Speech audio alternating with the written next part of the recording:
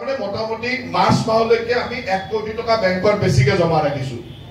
এই কেটাৰ উপৰি 1 কোটি টাকা আমাৰ ব্যাংকত জমা হৈছে। তাৰ ওপৰত যেটো ফিক্সড ডিপোজিট আছিল কিন্তু ফিক্সড অফিসতে আছে। যি ফিক্সড ডিপোজিট আগৰ কমিটি আমাক দিছিল 30,000 আৰু 1,000 2,000 প্ৰায় 32,000 টাকা, এই 32,000 টাকা 32,000 টাকা আছে, তাক আমি হাত দিয়া নাই। 32 লাখ টাকা হেতু তাত হেনেকে আছে। কিন্তু আমাক যেতিয়া জমা দিছিল তেতিয়া আমি 60 লাখ টাকা পাইছিলো। আজিৰ তাৰিখত 1 কোটি 61 লাখ টাকা আমাৰ একাউণ্টত আছে। গতিকে 1 কোটি টাকা আমাৰ ইয়াত আছে। তাৰ উপৰিও এই কেইদিনত আমি প্ৰায় 40 লাখ টকাৰ মাটি ক্ৰয় কৰিছো। ইয়াতে আমাৰ কিমান বিঘা আছে? 65 লাখ টকা। কিমান বিঘা আছে? 2 বিঘা 3 কঠা 13 লাচা মাটি আমি ক্ৰয় কৰিছিলো। আৰু তাৰ লগত কিছু চৰকাৰী মাটিও ওচৰত আছিল। সেই মাটিখিনি আমি এলটমেন্টৰ কাৰণে লাগি আছো। আমি চৰকাৰী মাটিৰ লগতে ওচৰত আমাৰ মাটিটো থকাৰ কাৰণে টাউনৰ মাটি, গতিকে আমি 65 লাখ টকা কিনাৰ ব্যৱস্থা লৈ 40 লাখ টকা আমি আমাৰ পৰা দিছিলো।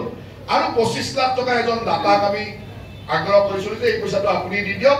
তেখেতে দিবৰ কাৰণে আগ্ৰহ প্ৰকাশ কৰিছে। গতিকে তাত মোটামুটি 8-10 বিঘা মানৰ মাটি এটা আমাৰ হৈ যাব, যিটো 2 বিঘা আমাৰ ম্যাদী মাটি আমি কিনিছো। আৰু বাকি চৰকাৰী মাটি যিখিনি আছে সেইখিনি আমি হৰি মন্দিৰৰ নামত এলটমেন্ট ললে, কাৰণ ভৱিষ্যতে আমি ৰাস পাতিবৰ কাৰণে জেগা নাই।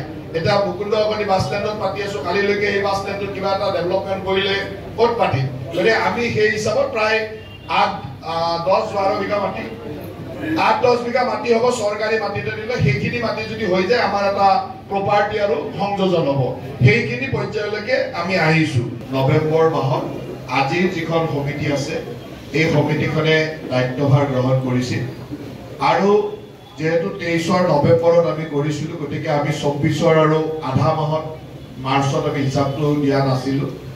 এতিয়া 25 চনৰ মাৰ্চ মাহলৈকে যিটো হিচাপ হ'ব 31 মাৰ্চলৈকে, এই হিচাপটো আজি আমি ৰাজহুৱাভাৱে আমাৰ সম্পাদকে দিব যে আমি এই এবছৰ আৰু আগত 2 মাহ মানে নৱেম্বৰ মাহৰ পৰা নৱেম্বৰ ডিচেম্বৰ জানুৱাৰী ফেব্ৰুৱাৰী মাৰ্চ আৰু তাৰ পিছৰ 1 বছৰ, তাৰমানে 1 বছৰ 5 মাহৰ হিচাপ আজি দাখিল কৰিব। আৰু তাৰ পিছত অহা বছৰ প্ৰত্যেক মাৰ্চৰ পিছতে আমি যেটো হিচাপ দিয়াৰ ব্যৱস্থা, যাতে প্ৰত্যেক ফাইনেন্সিয়েল ইয়াৰত আমাৰ হিচাপটো ক্লিয়াৰ থাকে, সেই ব্যৱস্থাটো কৰিবৰ কাৰণে আজি আমি মুখ্যতঃ এই সভাখন আহ্বান কৰিছো। জৰিয়তে মাননীয় মন্ত্ৰী মহোদয়লৈ আমি কৃতজ্ঞতা আৰু ধন্যবাদ জনাইছো। মন্দিৰৰ সা সম্পত্তি, স্থায়ী সম্পত্তি বুলিবলৈ হৰি মন্দিৰৰ নামত থকা ভূমি, এই ভূমিৰ পৰিমাণ 19 বিঘা 18 লাচা, মুঠ ভূমিৰ পৰিমাণ হ'ল 21 বিঘা 4 কঠা 11 লাচা 2 কোৱা।